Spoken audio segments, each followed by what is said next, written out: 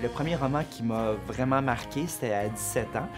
C'est Régent du charme avec L'hiver de force, qui est à mon sens son meilleur roman. C'est le plus réaliste.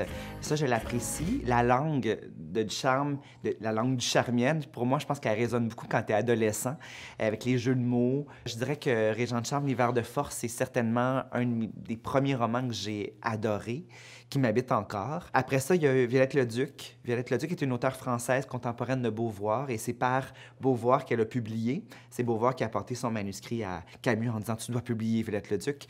Et son livre le plus marquant, c'est La Bâtarde. C'est une autofiction qu'on appelait à l'époque seulement autobiographie, où elle se révèle dans toute sa laideur. Et ça, je l'apprécie énormément. Moi, en tant que lecteur, puis en tant qu'auteur, j'ai fait « Ah, on peut aller jusque-là ».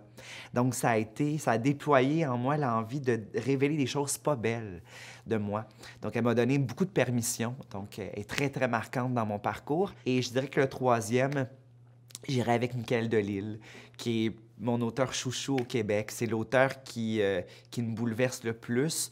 C'est René Richard Cyr qui me répétait en boucle « Tu dois lire Michael Delisle, tu vas te sentir proche de lui. » Il avait déjà lu mon premier roman à ce moment-là.